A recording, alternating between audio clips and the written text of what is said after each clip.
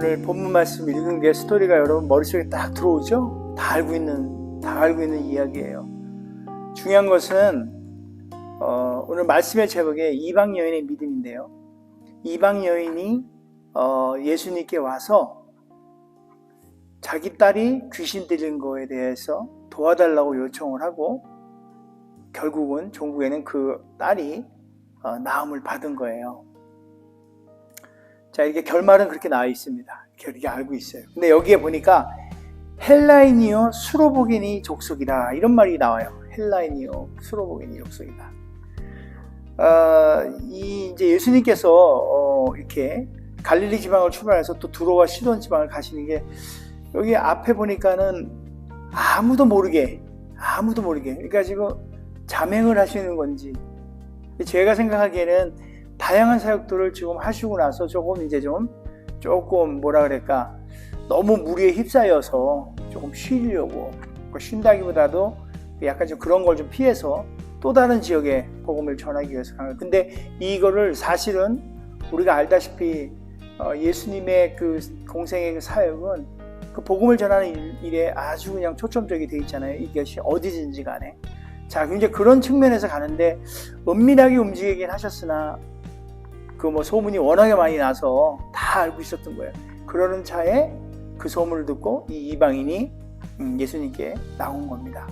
자, 그러면서 이야기가 오늘 되어지고 있는데요.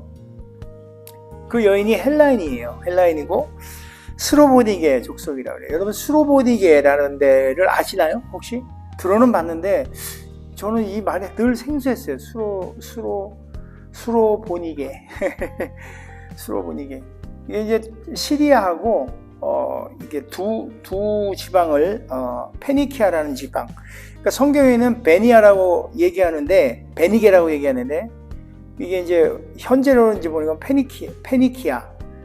그 시리아하고 이 두 지역을 연합을 해가지고 부르는 게 수로보니게라는 말이에요. 그래서 원래 시리아 페니키아 이렇게 좀 영어가 저는 좀 어려운 부분 좀 있어요. 포이니키아라고 읽는 것 같은데 사람들은 페니키아 이렇게 읽는 것 같더라고요. 아무튼 어찌됐든 간에 수로보니게라는 그 지역에 이제 있는 출신의 여인이다. 이 말은 뭐냐면은 이방인이라고 소개를 하는데 사실 이 헬라인이라는 이 말 자체에는 뭘 함축하고 있냐면요. 지성을 갖춘 교육을 받은 이런 사람이다. 이런 뜻인 거예요. 헬라 문화권에서. 그런 거죠. 그리고 이 시리아하고 지금 이 수로보게니아 이 지역이 두로와 시돈 지역이잖아요. 이 지역이 옛날에 다윗왕 때 두로 지방에 있는 그 왕 이름이 뭐죠? 그 두로 히람하고 다윗왕이 이렇게 좀 친분을 가지려고 늘 이렇게 친밀한 관계를 유지하려고 노력을 많이 했어요. 그래서 그게 훗날 솔로몬이 그 지역에 있는 문화나 여러 가지 기술력이나 이런 것들 도움받아가지고 성전을 짓게 되죠. 솔로몬 왕이.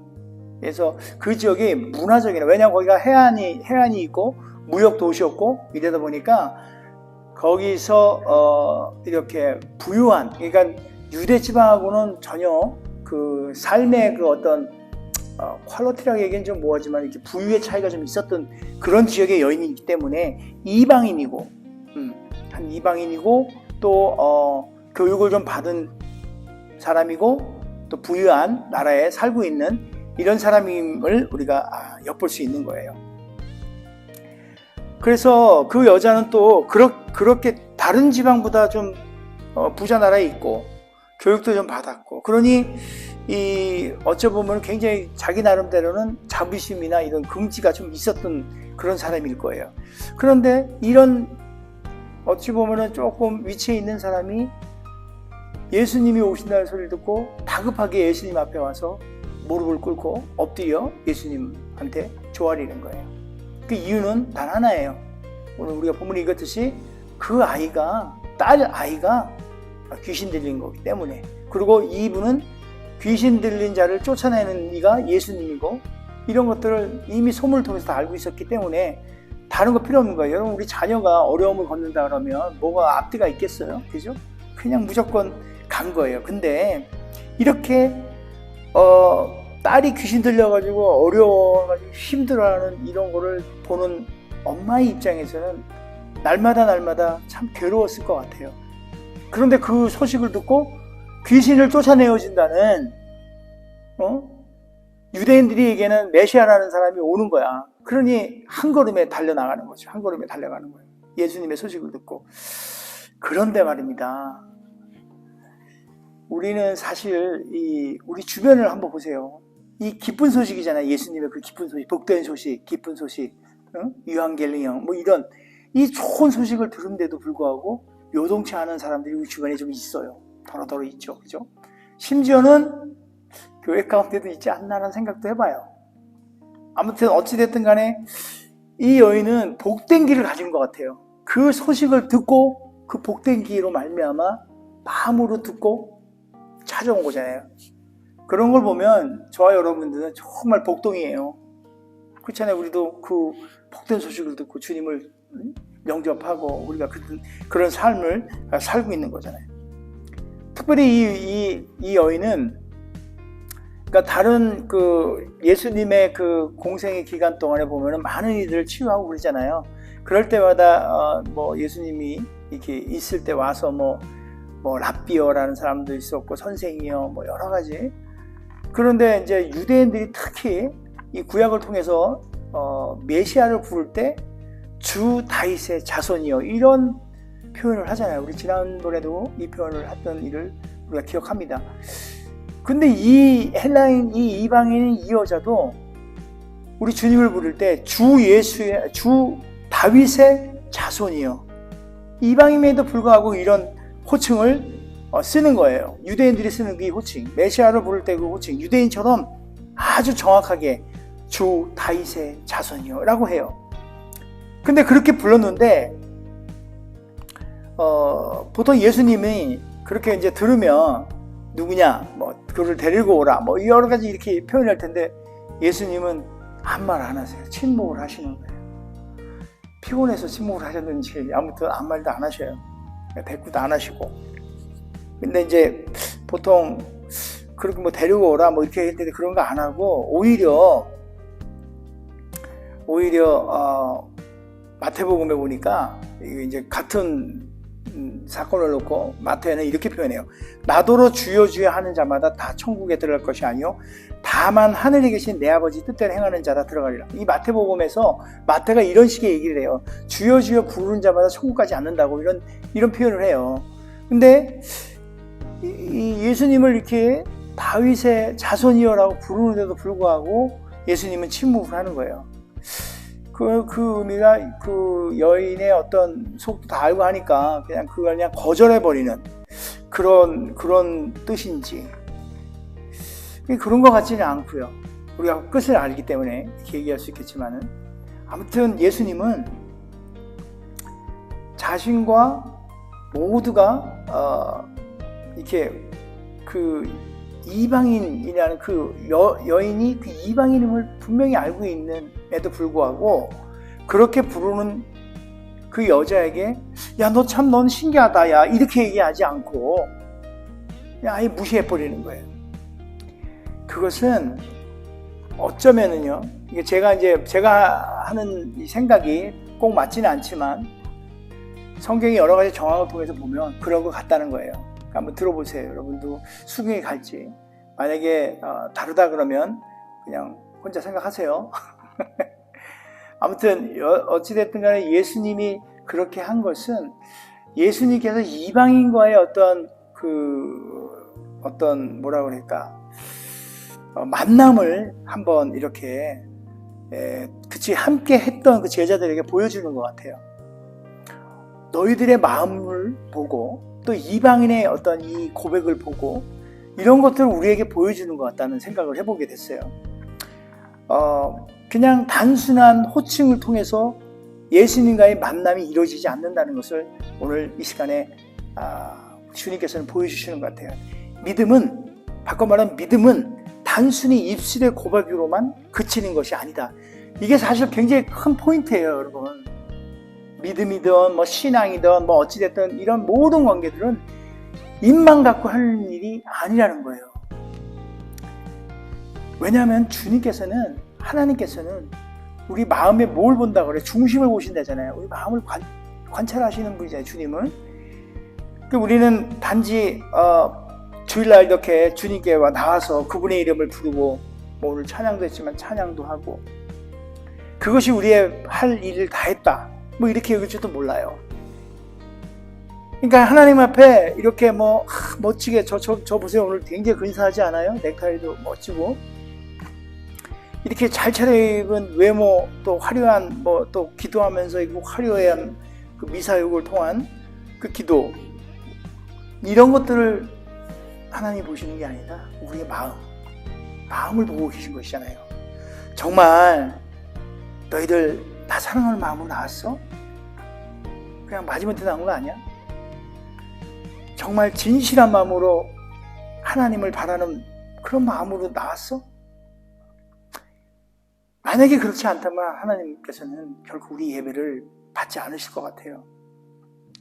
마태복음 또 15장 8절에 보니까 이런 말씀이죠. 이 백성이 입술로는 공경하되 마음은 내게서 멀도다 하고, 정말 어찌 보면은 정말 아무 의미 없는 종교의 외침이 있다라는 것을 우리에게 일깨워주는 말씀이 있어요.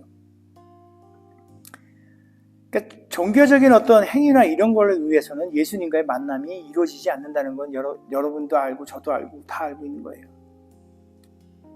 단순한 종교적 외침으로는 우리 예수님을 나의 삶 가운데 정말 끌어들일 수가 없다는 걸 잘 압니다.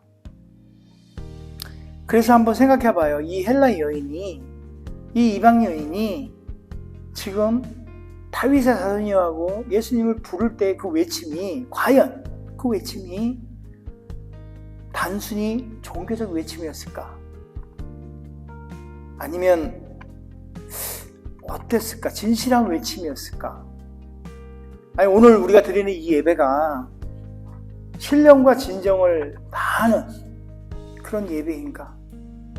아니면 진짜 종교적인 외식에 그런 거 아닌가? 아무튼 예수님의 그런 외면에도 불구하고 이 여인은 그 외침을 좀처럼 수그러뜨리지 않고 막무가내로 그냥 파고드는 거예요. 이 제자들이 막지만은 역부족이었던 거죠. 그러다 급기야는 제자들이 이러는 거예요. 얘기를 하기를, 예수님, 이 여자가 하도 뒤에서 소리 지르고 그래가지고 정말 귀찮으니까 그냥 이제 이 여자 원하는 대로 해주고 좀 보내세요, 뭐 이러는 거예요. 근데 오늘 우리 본문 26절에 아까 보니까 거기에 강구라는 말을 써요. 강구. 그러니까 제자들이 얼마나 좋겠으면 강구합니다. 이렇게 강구한다고 그래요. 근데 그럼에도 불구하고 우리 예수님께서는 요동치 않는 거예요. 이 동일한 사건을 또 두고 있는 이 마태복음에서도 보니까 15장에 이렇게 보니까요, 이런 말씀을 하세요. 그 마태복음은 이제 제자들에게 향해서 하는 말로 이렇게 기록이 되어 있는데, 나는, 그러니까 제자들이 아우 제 좀 어떻게 좀 해주세요, 진짜 예수님 막 이렇게 하는 거야. 그런데 예수님이 그러는 거예요. 제자들이 그렇게 얘기하니까 예수님, 나는 이스라엘 집에 잃어버린 양 외에는 다른 데로 보내심은 받지 않아야 한다, 이러는 거예요. 이게 도대체 뭔 말일까요? 이스라엘 집 외에 다른 데를 보내지 않았다. 그러니까 어찌 보면은 뭐 이렇게 생각해 볼 수 있지만, 그럼 예수님의 어떤 사역에, 내 사역은 나는 이스라엘 뿐이야, 아니야, 이런 어떤 예수님의 어떤 우리가 생각하는 그런 1차적인 생각만 갖고 이런 어떤 예수님의 어떤 원리나 본인의 사역에 대한 그런 걸 얘기하는 걸까요? 뭐 아닌 거 아시죠, 그죠? 결코 예수님께서는 뭐 이렇게 우리 뜻 같지 않아요. 사람의 뜻 같고, 사람이 뭐 하는 뜻에 좌지우지하지 않는 그런 분이라는 걸 우리가 분명히 잘 알고 있을 거예요. 민수기에 보면 이래요. 하나님은 사람이 아시니, 하나님은 사람이 아니시니, 사람이 아니래요. 거짓말하지 않으시고 인생이 아니시니 후회가 없으시다. 어찌 그 말씀하신 바를 행하지 않으시며 하신 말씀을 실행하지 않으냐.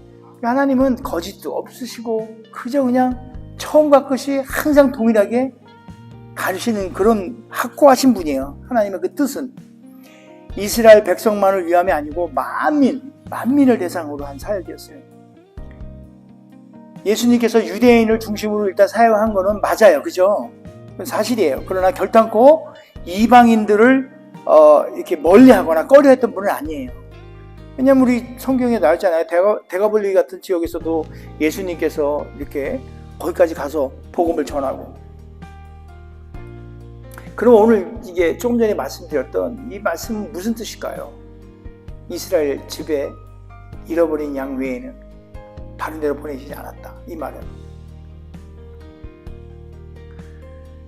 잘 생각해 보면요. 바꿔서 물음을 하는 거예요. 제자들의 생각을 알고 계신 거예요. 예수님께서는. 그래서 제자들에게 오히려 물음을 던진 거랑 똑같은 거예요. 자신들이 부정하다고 생각한 여인을 대변해서 그들의 청을 들어주라고 강구하는 제자들에게, 그들의 청을 들어주라고 하는 그녀의 청을 들어주라고 하는 그 제자들에게 너희는 나를 이스라엘 유대민족에게만 보내심을 받았다고 생각하지 않느냐? 라는 어떤 무건의 어떤 반문 같은 지금 그런 말씀인 거예요. 제자들이 그렇게 한정된 자기네들의 생각 가운데 이렇게 꽉 묶어버린, 또 예수님을 그냥 자기네 것만, 이스라엘 백성, 유대민족이나만 이런 그렇게 잘못된 생각, 자기네들의 생각 가운데 이렇게 가둬버리는 오해를 했던 거예요. 그러니까 어쩌면 우리 또한 그럴지도 몰라요. 지금 현재 우리도 그렇게 예수님을 우리의 어떤 진짜 이 작은 머리 안에 그냥 가둬두지 않은가. 이렇게 좀 생각해 볼 필요가 있는 것 같아요. 우리 생각의 틀 안에 가둬두지 않는가.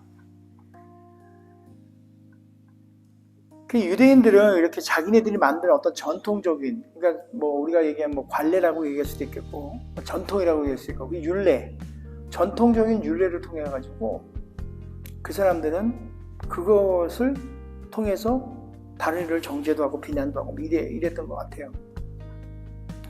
그래서 어찌 보면 그런 것들을 통해서 예수님에게 그런 기준을 제시하고, 뭐 그래서 공생의 기간 동안 예수님께서는 그런 유대인들과 종교적인 그런 이런 바리새인들이 이런 이들과의 그 갈등들이 아마도 그래서 있지 않았나 하는 생각도 해봅니다.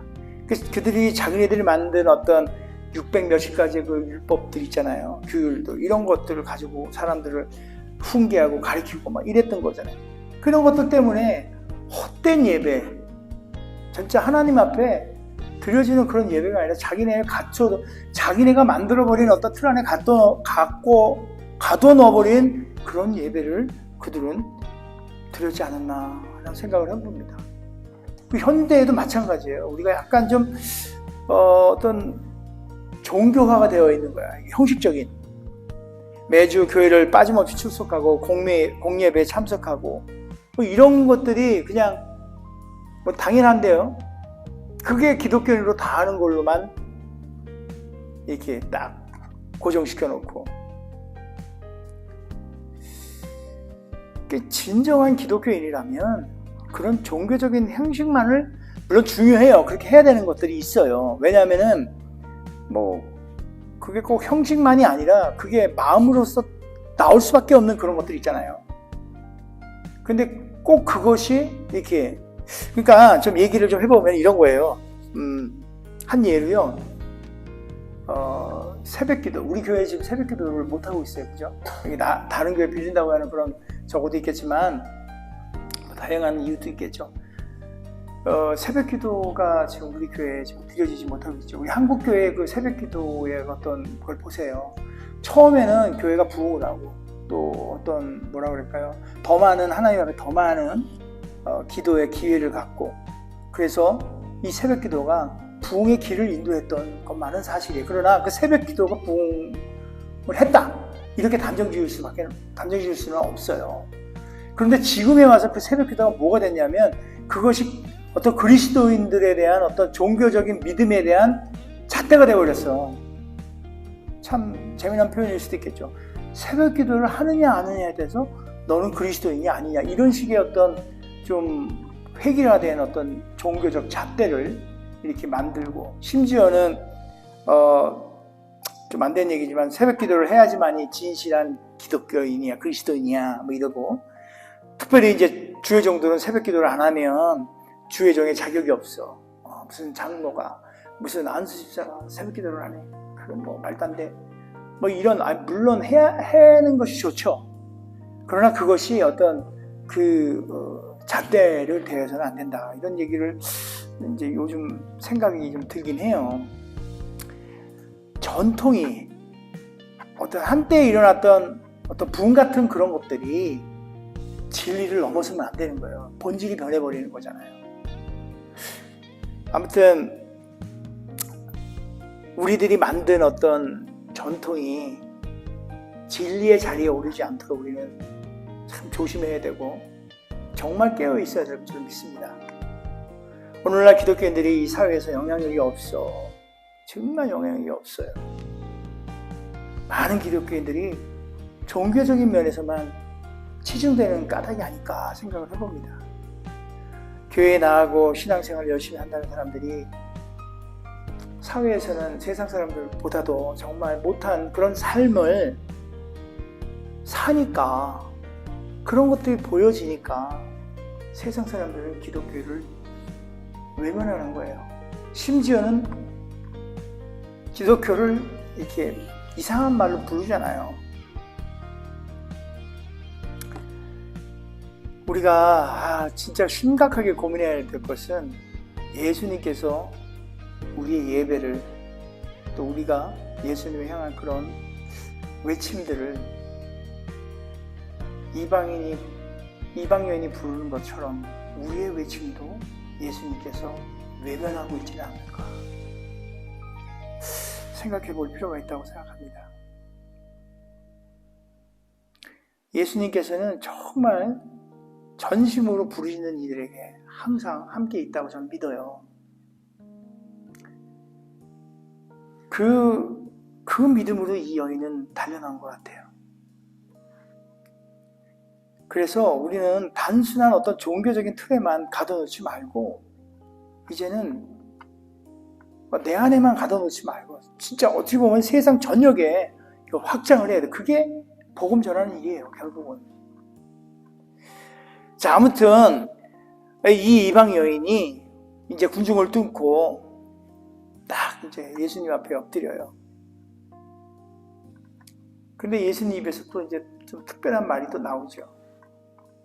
자녀의 떡을 취하여 개들에게 던짐이 마땅치 아니하다. 여러분 그 말을 들으면 어떨까요? 어떨 것 같아요? 우리가 마음이 에이 뭐 이러지 않을까요? 그죠? 개라는 표현이 우리 정서에는 진짜 매우 좀 격한 표현이에요. 근데 우리 예수님이 그런 표현을 했다 하니까 좀 당혹스럽죠. 좀 표현 자체가. 그러나 그런 수치를 감내를 하면서도 불구하고 이 여인은 그저 그냥 인내와 겸손을 이제 보이는 거죠. 그 예수님이 아마 그 인내와 겸손한 부분들을 좀 예쁘게 보지 않았을까라는 생각을 해봅니다만은 어찌됐든 간에 그렇게 했어요. 그 여인은. 유대인들은 여러분도 알다시피 일반적으로 이방인들을 개 취급했잖아요. 진짜로. 개처럼. 예수님께서는 지금 본문에서 유대인들의 전반적인 생각을 그녀에게 들려주면 그 이방 여인에게 들려주면서 그녀의 생각을 물어보는 거예요. 이렇게요. 그리고 그녀를 맡고 있었던 제자들의 생각까지도 함께, 그러니까 유대인을 대표해서 얘기해 주는 거예요. 어떻게 얘기하냐면 이런 식인 거예요. 그 이제 여인이니까, 여인아, 유대인들은 자녀의 떡을 취하여 개들에게 던짐이 옳지 않다고 한다. 그걸 너는 어떻게 생각하냐라는 어떤 하나의 양방향에 대한 물음인 거예요. 양쪽에 대한.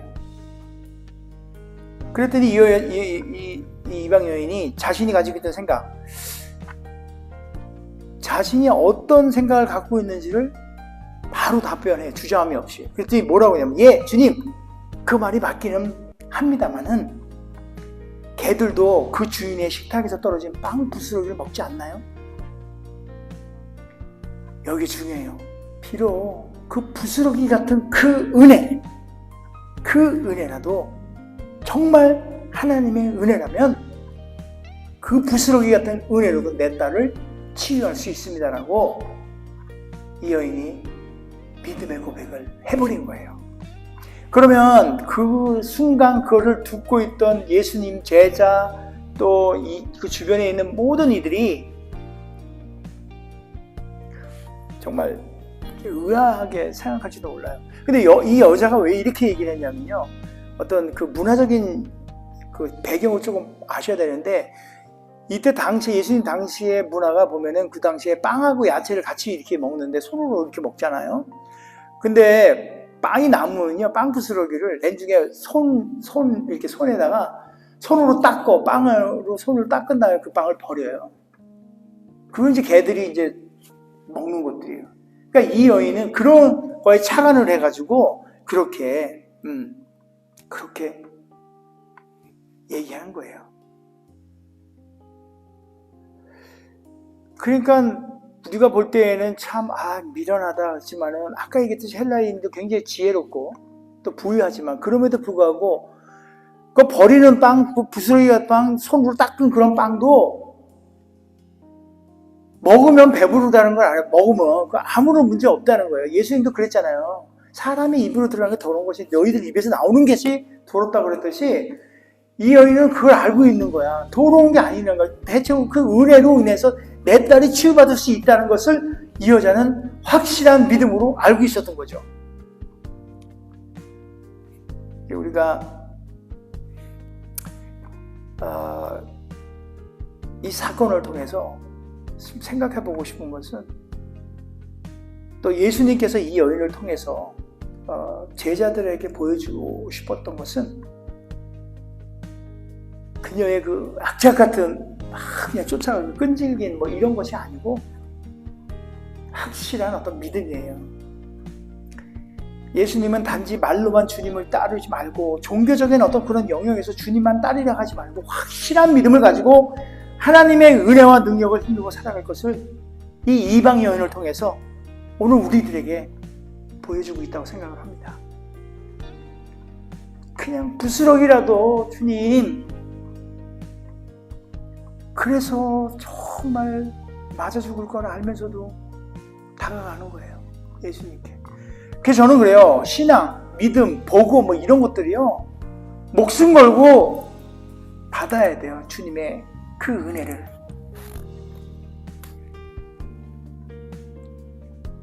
우리가 주를 부르고 주님께 드리는 오늘의 이 예배, 정말로 귀한 곳이에요, 그죠?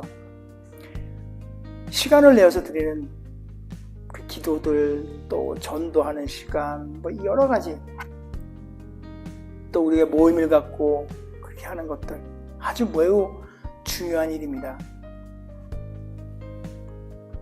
하지만 그런 일들이 유대인들, 그 바리새인들처럼 그냥 단지 내가 남들에게 그냥 보여주고, 나 크리스찬이야, 뭐 기독교인이야 하면서 이렇게 보여주는 그런 보여주기식의 어떤 그 습관적으로 하는 행위, 또한 또 이럴 수도 있죠. 그래도 내가 일주일 동안 내내 그냥 죄만 짓고 살았는데 그래도 교회 가가지고 좀 이게 퉁치고 와야지, 이런 사람들도 있어요. 죄 짓고 교회 와서 좀 그래도 하루 뭐 이렇게 주일날에도 와서 이렇게 하고 가면은 퉁쳐야지. 도대체 어디서 그런 생각이 나오는지 모르지만 아무튼 그런 분들도 있어요. 여하튼 어찌됐든 간에 진실되지 아니한 이런 것들, 어떤 보여지기 위한 뭐 이런 것들이면 언젠가 이게 다 변질되는 거예요. 주님을 믿는 정말 우리도 우리 인생에 살다 보면 여러 가지로 난관들을 만납니다. 이거 끝나면 또 다른 게 덮여오고, 또 이거 끝나면 또 다른 일이 덮쳐오고, 그저 그냥 계속 주님의 그 도우심을 필요로 하는 그런 일들이 우리 인생 가운데 엄청 이렇게 널려 있어요. 정말 전심을 다해 목소리를 높여 주님을 찾기 원합니다. 단지 습관적인 틀에 박혀 목소리로 그냥 말로만 주님을 찾지 말고 오직